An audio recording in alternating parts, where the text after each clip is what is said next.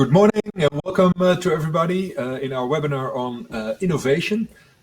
Just a quick sound check. Can everybody hear and see us? If so, can you please, some of you leave a message in the chat so we know everything is working okay? Well, at least Manon. Good morning, Manon. Good morning, Manon. Okay, well, by the looks of it, we're good and we're good to go. So welcome again.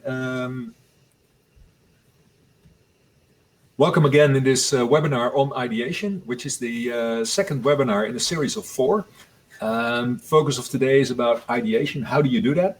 We're organizing these webinars because we've recently launched our Corporate Innovation Playbook, which you can download on our site. Almost 2,500 people have already done so since the beginning of this year. It's a bestseller. It's a digital bestseller, Matthijs.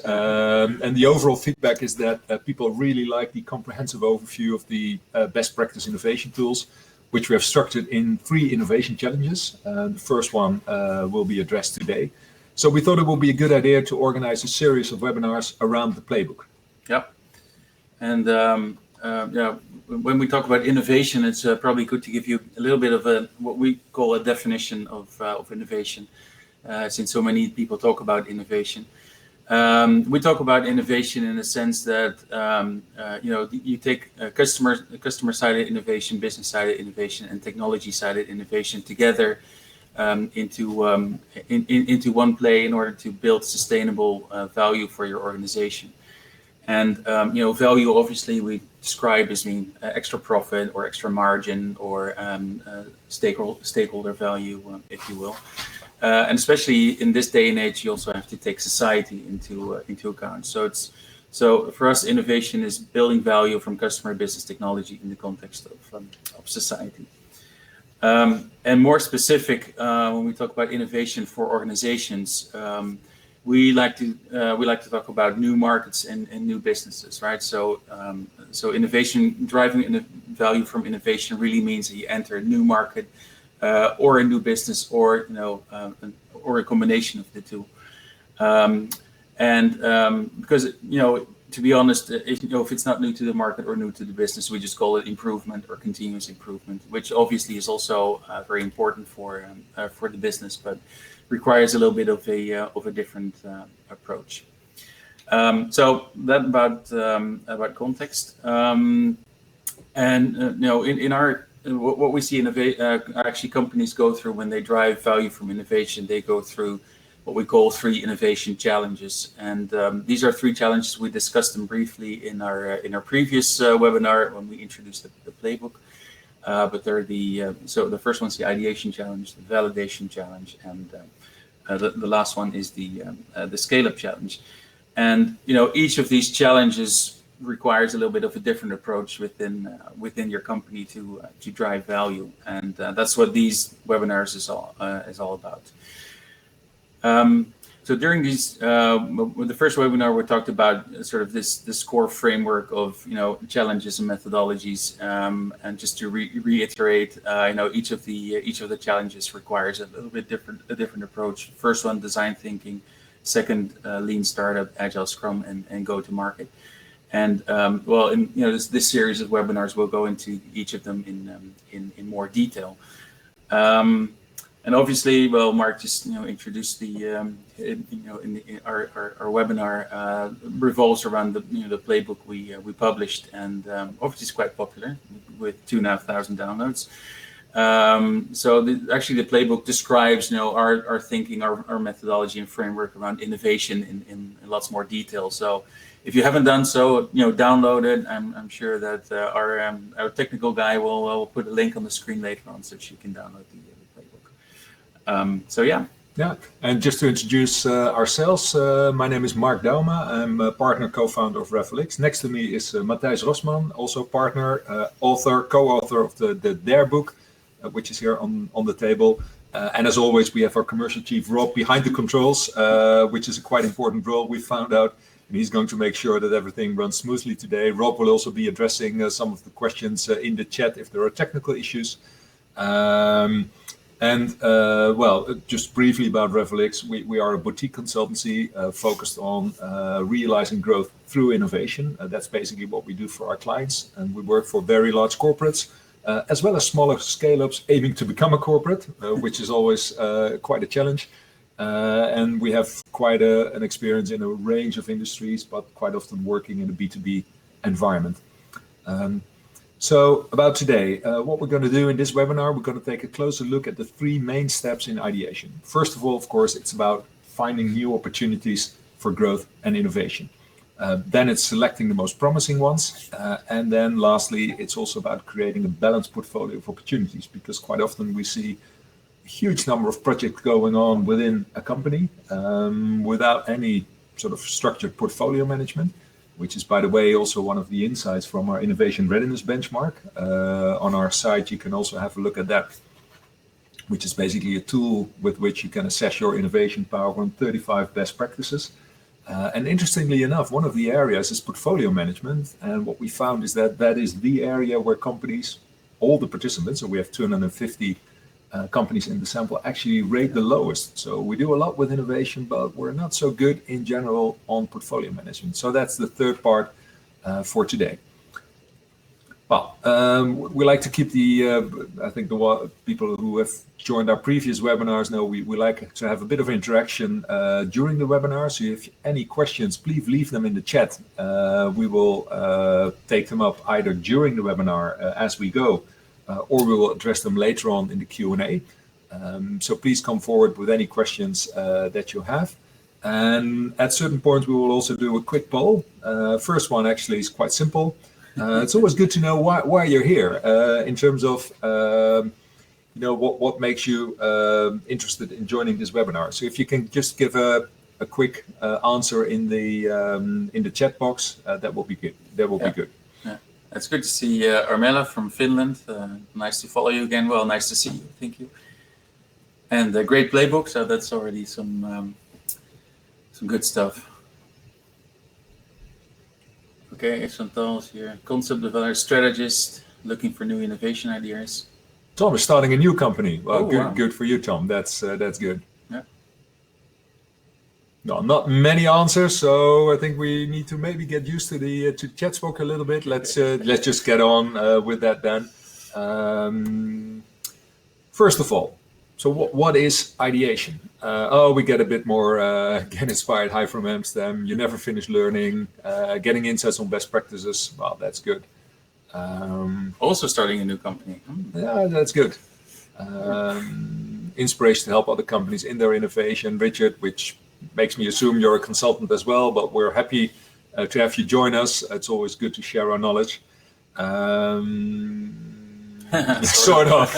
Okay, Richard. Well, there you go. Okay, so on a more serious note, what is ideation?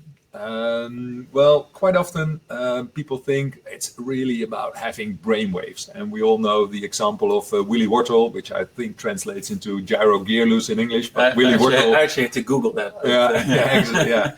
It's Willy Wonka for the Dutch people from the Donald Duck comic, where suddenly the light just lit, and he has that important creative brainwave, and that's certainly useful when it comes to ideation. But to be honest, how often does that really happen? Another sort of preconception about ideation is that it's about brainstorming, out-of-the-box thinking. So we're going to help that by organizing brainstorming sessions, and to be honest, we do that a lot as well. And then we really hope that people think out of the box. And sometimes we always say you have to let go of the box completely, because the box is the frame that has held you all the time. So I think just forget about the box in general is better. Yeah, and of course we do that in very inspirational environments with a hip location, with beanbags instead of conference tables. So, and then the magic happens. And I'm making a bit of fun of it with all these preconceptions. But I think it's good to note that ideation is also about what we call a structured process. And that might well be, kind of a paradox of the creative process. I think if you look at creative people in general, writers, painters, what they quite often do, they give a lot of structure to their day and their routines, basically to get rid of all the sort of stuff that stops you from thinking creatively, to really foster creativity. So a structured process, which is what we also deal with today, will really help you to sort of get better ideation outcomes. It's also about proven methodologies, and in our playbook we've included a lot of them, and there are also proven methodologies such as, for example, design thinking, but also a lot of practical tools like the canvases that are also included in the playbook. And lastly, although you may think it's, you know, on the right hand side of the brain hemisphere, it's about creativity, it's also about logical, rational, data-driven thinking. And just as an example, last week I was running an ideation workshop for one of our clients. I won't mention the name at this point, but they're into fossil fuels, and which is packaged in smaller 20 liters sizes, and that's their core business. And although it's a very profitable business for them today, I think we all know that fossil fuels, in the end, the long term, they are not the future. And so they really have a kind of a sense of urgency, a burning platform, if you like, to change. Quite literally, yes. So we thought, well, let's start with you know, an ideation process to think about future business opportunities to sort of substitute the declining business, or the business that will be declining in a couple of years from now. But before we did that ideation workshop, we really analyzed their previous innovations, and we concluded that most of the ideas were not truly addressing a fundamental customer need. So a lot of them really didn't pick up, they couldn't scale. And in the end, we found out that, well, the customer need was not that profound that their solution was something that was, you know, relevant enough for them. And what we also did, we analyzed the value chain in which they operate. And when looking at that more closely, we could see that there were several roles that you could fulfill, sort of strategic plays that you could act upon. And that analysis led to a very clear structure for the ideation sessions. And that really helped the team to stretch their thinking, because we offered a clear framework for the brainstorm. So we always say, you know, you have to sit down with a blank sheet of paper, which is on the one hand true, but on the other hand, it's always good to really look closely at the kind of business you're in and understanding it, and then be able to expand that. So having said that, we have a quick poll here for all of you. And the question is, how would you rate the ideation competence of your own organization? And if you're a consultant, or sort of a consultant like Richard, you can answer this question for the last client you've been working for. So either, you know, I'm the benchmark, then we would be happy to get to know you better. We're good, I'm kind of okay-ish, poor, or it's actually a bit troubling, to be honest. Well, luckily no troubling answers. And then we see quite a middle group of okay-ish and also some poor ones. So half of the people thinks it's okay-ish. 5 people, 20% as well, I'm actually quite good. And to be honest, and not to be too negative, okay-ish, well, it's not too bad, but it's also not good enough. Let's say there's room for improvement. But that's probably the reason why you're here. So, okay, good. Well, I think Marc's examples, or actually the last example he just gave about, you know, ideation, really, you know, stresses the point that, you know, the goal of ideation is obviously to answer the question where to innovate next, right? So where are we going? Where should our innovation efforts be focused on? And it's our belief that continuous innovation for any organization is a source of sort of continuous, sustainable competitive advantage. And in our practice, this is seldom just about products, right? So when we talk about innovation, and especially in this context, you should really consider the entire business concept, or the entire business model. And that's really also what we work with our clients, is basically to shape, you know, the business model of today and tomorrow, which is obviously also the context of this webinar we're having today. You know, and Marc, you also mentioned it a couple of times already. You know, ideation should really be focused on customers, right? So where can I drive the most value? And the core question really is about, you know, what are the maybe future problems that you know, a customer might have, which I can actually solve, and they can be latent, right? So they're not maybe not as close to, you know, the surface as you might think. I think there are a couple of innovations from the past which show that latent customer problems can be very successful to solve. Take the iPad for example. I think very good example. And it really starts with empathizing, right? So design thinking as a sort of a central concept in your ideation process. Really starts around sort of thinking about what my customer needs, listening to your customer and analyzing those results in a structured manner to find a solution. And the challenge here for many is that you shouldn't come up with a solution straight away. I think our inclination is to whenever we find a problem, we have a solution for that. And especially in the ideation phase, in order to get to sort of a rich set of ideas, you have to sort of postpone that urge to give solutions straight away. So that's why I think that design thinking and especially the empathizing part of it is central to this part of ideation. When we were just, I think a year or two ago, working for a client in the international truck industry, they were selling secondhand trucks and being very successful at that. And they sort of developed an entire process around it. Also supported by software, and they thought, well, we're really good at selling these trucks. Maybe we're also really good at selling this software solution. But no, they very quickly found out that just selling their solution to somebody else wasn't the answer to their problems. Those problems actually lay somewhere completely different. So it's just not taking your solutions as a cookie cutter model and applying it to somebody else's situation is never or actually seldom a very good solution. So the goal is in ideation. The first goal is to find a problem worth solving. If you can find a problem worth solving and you can find an issue you sink your teeth in, that'll probably drive you the most value. And in terms of our innovation lingo, it's about achieving problem solution fit. And in the ideal world, the solution that you provide to the market is the right one at a first go. But I think in practice you'll find that you need a couple of iterations to get your problem or actually your solution to fit the problem of the customer right. And the only way you can do that is by sort of prototyping and being in touch and with your customer a lot. So having a lot of conversations, and I think that also leads up to the concept of minimum viable solutions or products, which we'll talk about in our next webinar.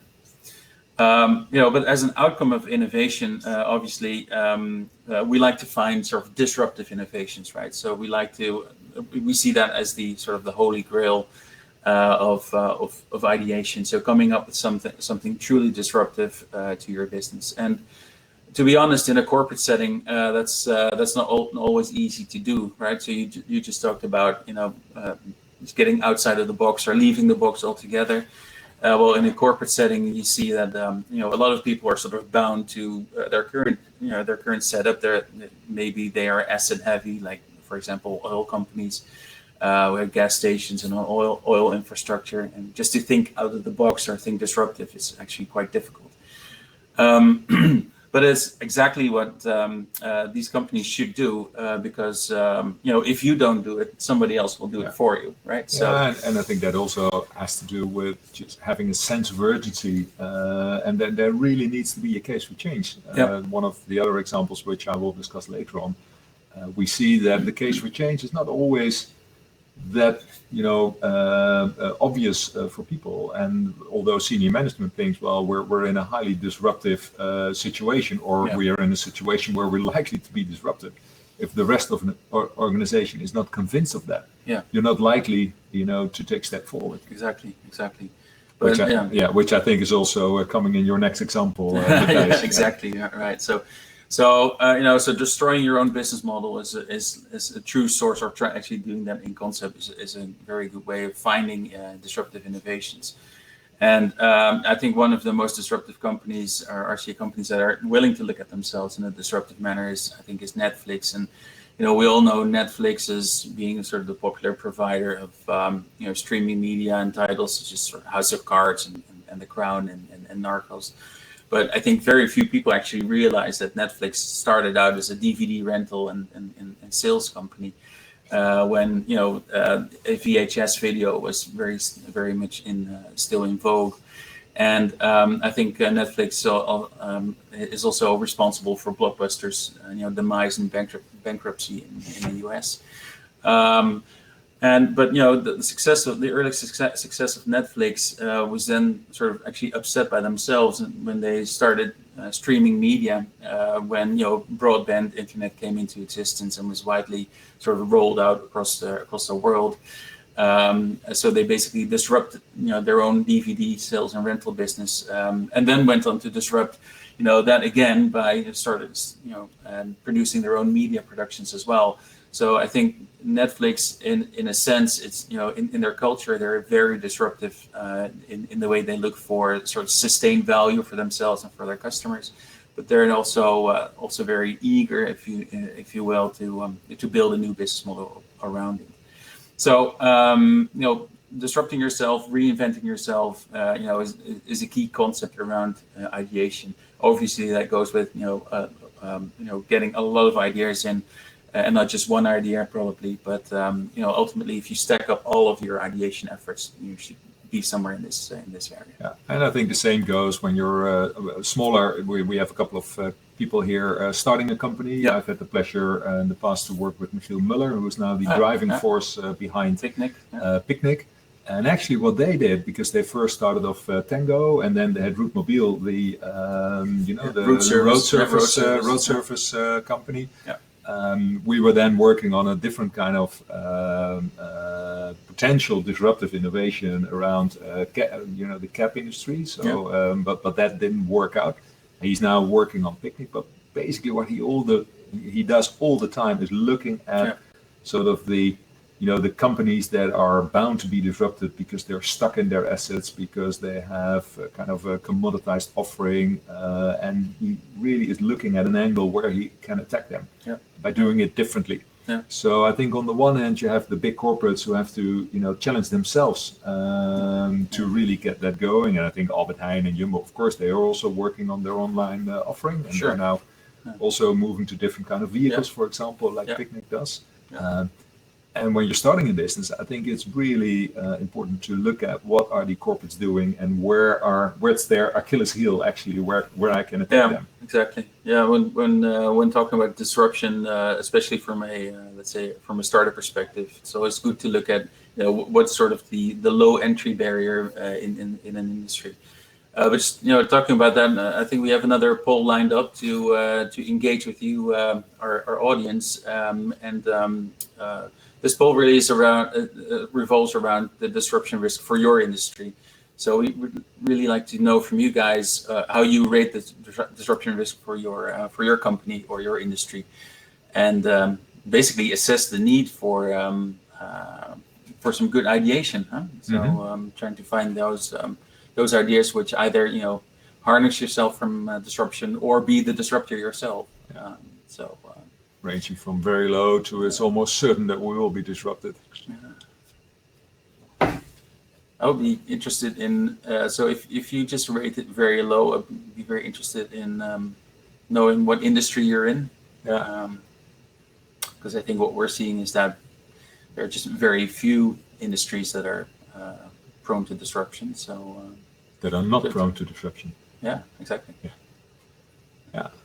So it's interesting. We have, if you take highly likely, certain, I think most of the people are actually convinced that some form of disruption will hit their industry. And so 75% or so of this. Yeah. And I think that's, you just talked about our innovation readiness benchmark research, and we asked this actually this very question. That's one of the questions, right?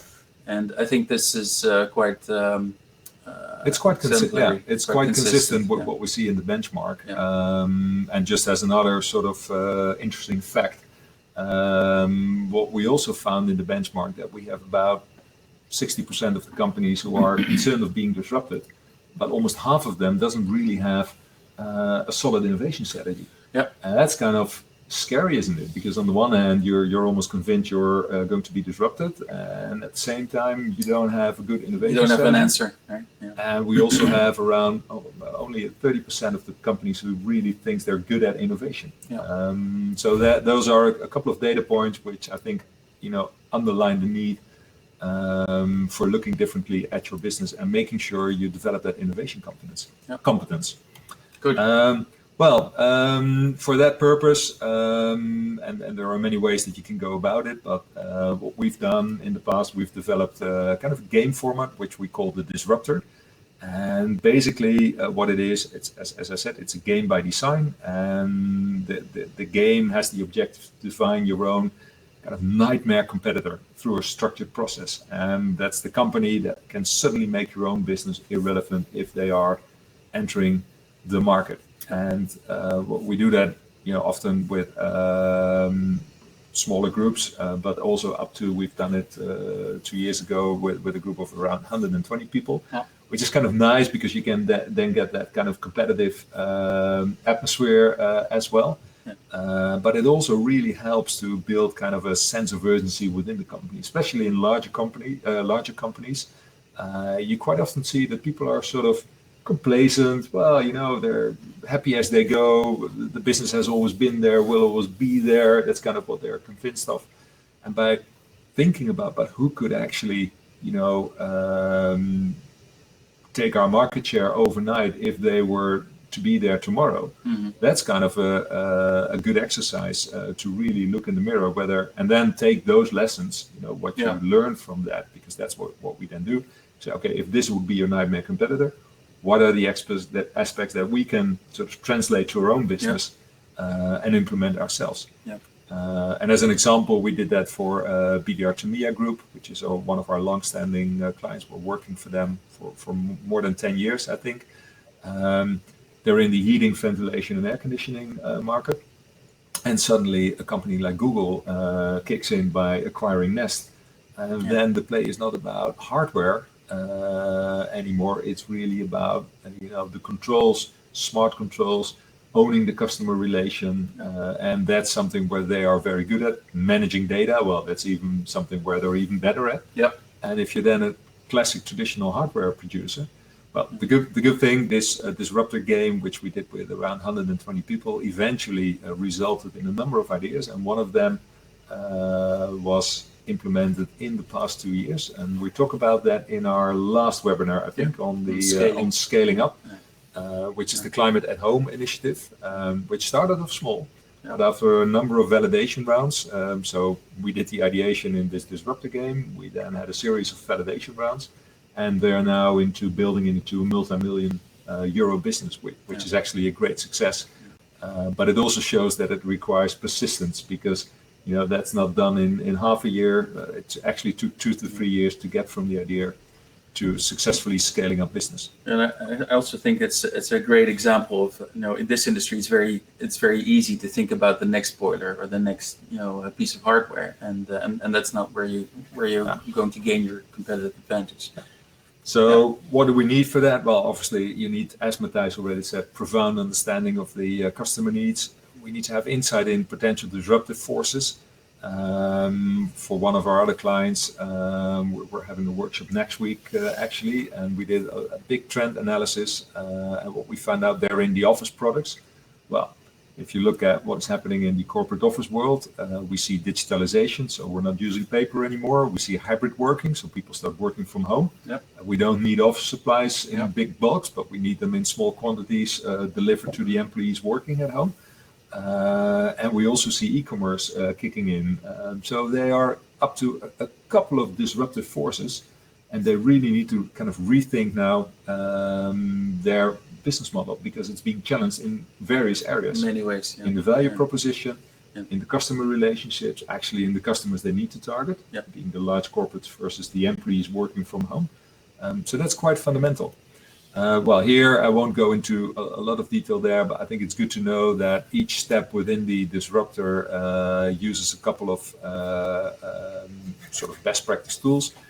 In our growth warehouse on the website, you can also download those individual tools. So we have the playbook, but you can also look at the individual canvases. So just check out our website. One of them I will highlight briefly, which is not showing. We have a bit of an issue there with the lettering in the middle, which turns out black. Oh yeah. But I think the right version is in the warehouse and the playbook, by the way. And the playbook also. But I think what we have here is what we call the 3x3 innovation metrics. Well, some of you may recognize that this is a refined version of the 10 types of innovation model. And I think the very essence of this, and you can really use this quite well in the ideation process, is that in the end, innovation not only takes place on the product, because if you can make a better boiler or a heating installation, that's all nice and well. But I think looking at what's happening in the HVAC industry, you also need to think about how I'm going to service them, how I'm going to build relations with my customers, what is actually the brand that I'm going to put in front of the customers. Is the classical way of distribution it via installers still the right one, or can we build sort of direct to consumer models? And if that happens, how we will then deal with the channel conflict. But what we quite often do is use this model as sort of to kind of jumpstart the ideation process as well, because people tend to focus really on kind of the product side of innovation. Yeah, the known part of the business. Yeah, but in the end, I think you also need to think about kind of the profit model, the processes that you need behind that, a whole range of things. And by looking at these different perspectives, that can really help you to think differently about ideation. Well, as said, we have the warehouse, so you can visit that for further tooling. So I think that was already mentioned. Yeah. Yeah, and we like to talk about examples of our clients' business, because they speak so much louder than just talk about or rehashing methodologies or theoretical frameworks. So another example, and especially you just talked about the 3x3 matrix and the disruptor, is a case we've done for Van der Lande. Van der Lande is a company. It's originally a Dutch company. It was acquired by Toyota just a few years ago. And basically, their business is to move stuff, right? So they're to move stuff, to move stuff, right? Yeah. So they're a material goods handling company, and you may know them from their airport solutions. So they have baggage handling solutions, but they also work for the large distribution centers for Amazon and FedEx and UPS and what have you.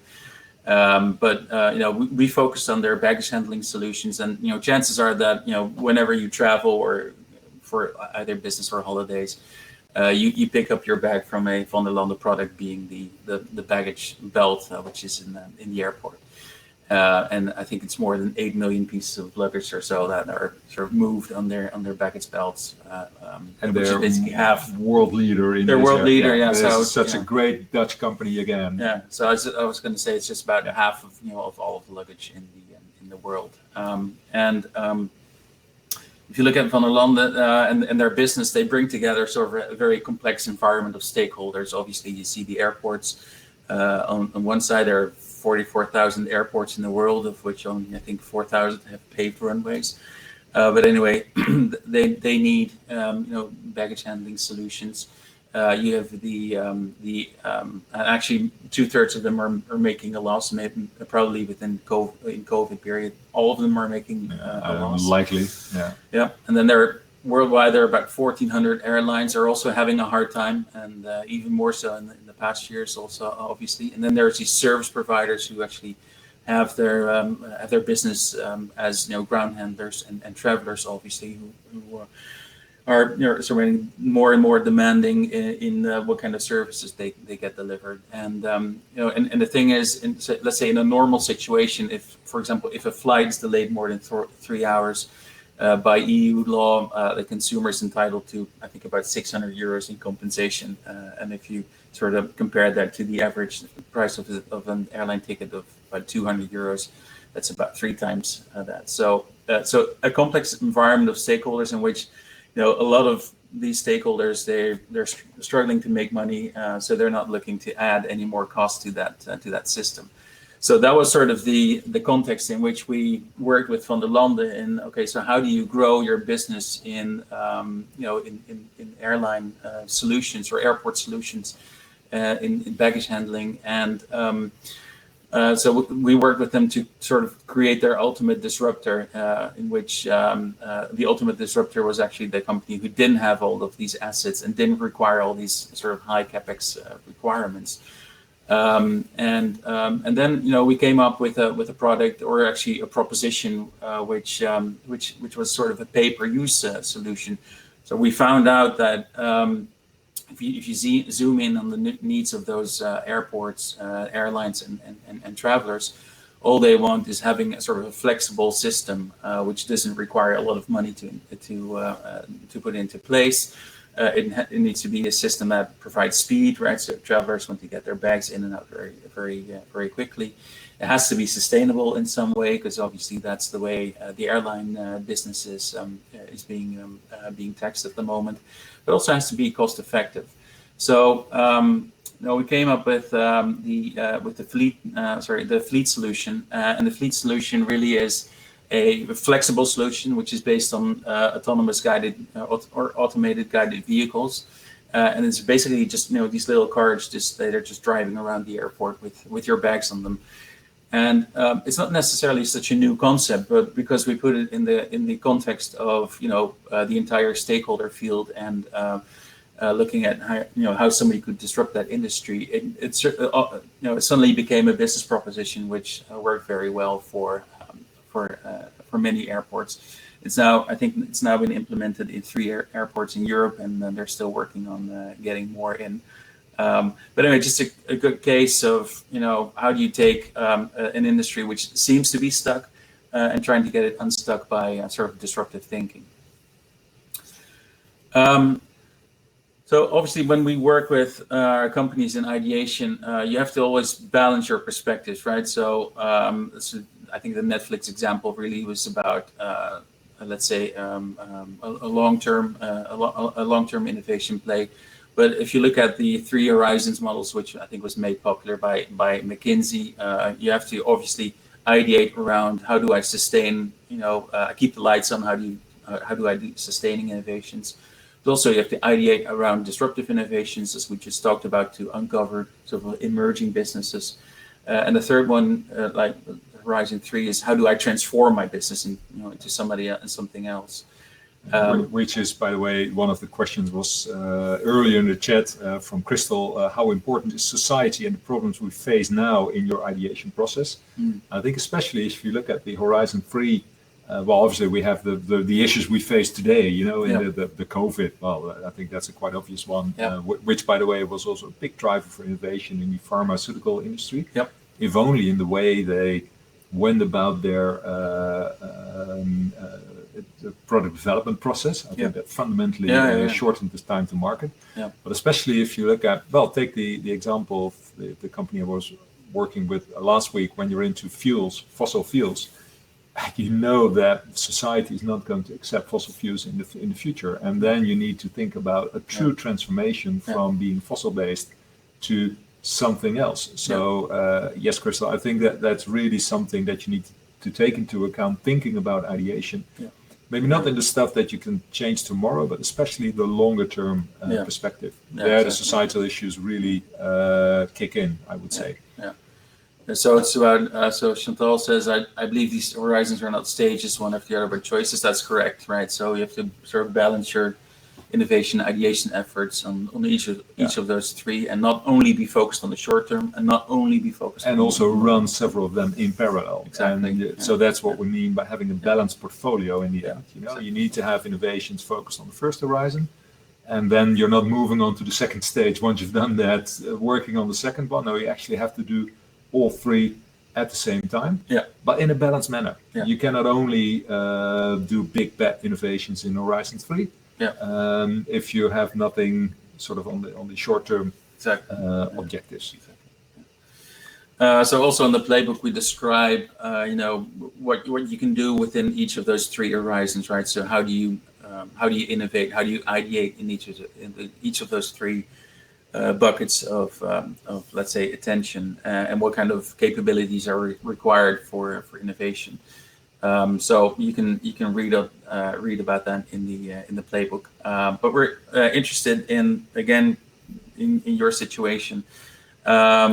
We just wanted to know, in putting together your own innovation portfolio, how much of your efforts are actually focused on Horizon 1? So how much of your innovation efforts are focused on sort of keeping the lights on, if you will, and how much is more focused on, let's say, 2 and 3, if you will. So let's have a look at that. So 10 answers, 12, yeah. Yeah, so there's, I would say that it's fairly balanced, but I think the let's say 30 to 60% category focusing on Horizon 1. This is quite okay. We've seen much worse. We've seen a stronger focus on the first Horizon, which again, is something that kind of keeps the light on, as we say. But it's also encouraging to see that a lot of the people attending here are also focusing on the other horizons as well. So I think that's and I think what's quite interesting in the times we live in nowadays around with COVID and the actual threatening of the businesses, that obviously we the first reaction when everything shut down is we have to make sure that we keep keep the lights on, quite practically. Exactly. Yeah. But there tends to be, I think, that's much more focus on the long term. So there we come to the kind of the next step in the ideation. Once you have a lot of ideas, and yesterday evening I was sort of typing out all the ideas we generated last Friday. But then the question is, which are the most promising ones? And those are the innovations, obviously, that add value today, but also in the longer term future. We have a very simple tool for that, which is also in the playbook, which is the Innovation Opportunity Assessment Matrix, which is kind of a classic market attractive business appraisal, but it's almost surprising how often this is not taking place. So we have ideas being thrown to the wall, literally with Post-its, and then people start running with them without doing a more fundamental check. Do we really have a good strategic fit? Is there a market opportunity? Can we, is it economically viable? Yeah. Do we have a right to play? Because I think that's also quite often underestimated. And the right to play is also determined by what are the players that are already in that industry. I'm now working on a SaaS platform in the access control environment. We did a profound competitive analysis, and then you see that there were lots of international players, like really big players. And then you can easily question, well, do we as a small company starting up, do we have a right to play? So what is then our unique angle? So that's all part of the opportunity assessment, and which also really has to be an ongoing process. You can think, well, let's throw in a disruptive game every now and then, so like maybe once a year or every 2 years, and then we're good. But actually, this ideation process needs to be kind of an ongoing flow, and what we quite often see is that companies who are really good at innovation, they have something like an innovation board where new ideas are being pitched and being evaluated, and they also monitor whether the innovation pipeline is sufficiently filled and has the right balance between the horizons. So I think that's typically something that you need to take into account. It's not just a one-off. Well, maybe if you're working on your own company, then you have that idea, you need to build it. Sure. But for the larger corporates, it's really important to make this an ongoing process. And well, when you just talked about that opportunity assessment matrix, this is something that obviously you do with a lot of sort of input from within the company, but and selecting those promising innovations is obviously a first step by having a look at them at the sort of business viability and ability to compete. But the litmus test really is when so you can take it to your customers, right? So when you put your innovation or your innovative ideas in front of customers to validate them, and that's also which is also the scary part, by the way. Which is the scary part, because obviously, so you dreamt up this sort of baby new proposition. You're most actually you poured your heart and soul into something, and then you have to sort of take it to the customer. And tomorrow morning, and that's kind of a scary meet. No, really, because we are working for a company in the biking business, and they've come up with, I would say, it's a fundamentally new bike concept, design, but also the whole way of it's being manufactured. So they're applying principles from the automotive industry into the biking industry, which hasn't been done that much before. But the bike itself, it's different. It's different. It's different, and I think it's a great design, but it's different. And then the question is it not too different for traditional consumers? It's an e-bike, by the way, for traditional consumers to kind of get their head around it and actually be willing to buy it. So we're now validating this with the help of a market research company, by the way, really specialized in that. Setting up customer panels, online checks, and so on. And we're, I think, approaching 1,500 people. Wow. To really get a feel for their willingness to buy, and also to get a better feel for which are the customer groups that we then should target in the scale-up. So the validation part, and we're going to address that in more detail, is first of all, help you prevent costly mistakes, because we're about to order 10 million worth of bikes in the supply chain. Well, and if you do that, you really must be sure that you can actually sell them. But it will also help you in the scale-up phase to get a better feel for what are the customer groups that are really interested in your product. Good stuff. And I'm really curious to see what pivots come out of that first customer test. But anyway, so that's revolves around validation, and we'll talk about that in our next webinar, which is coming up. I think can already sign up for it at the end of this session.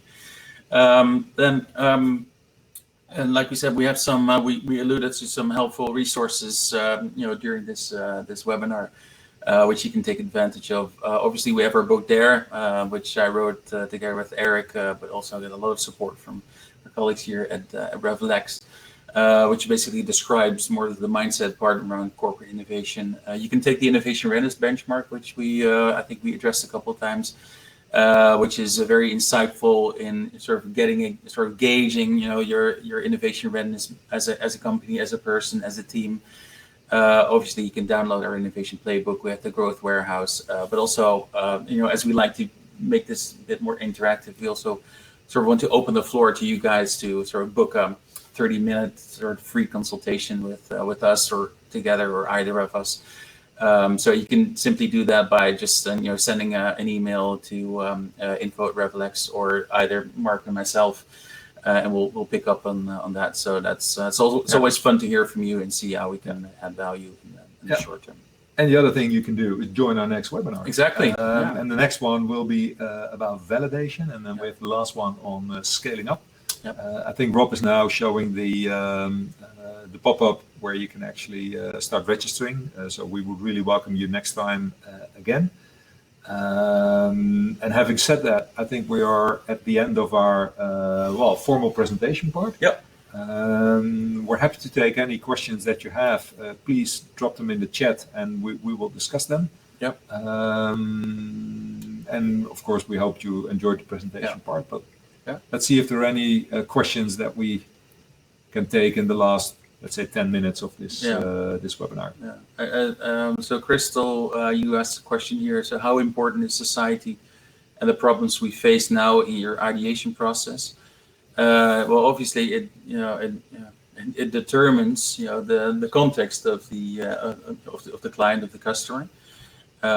So it's so if you again go back to that part when we talked about empathizing, you have to take that full spectrum into account. So society plays an instrumental role in that, both from an influential point of view, but also how we as companies want to sort of position ourselves in society, right? So there's a lot more attention being paid to how companies are sort of eco-friendly, or they pay attention to their business surroundings.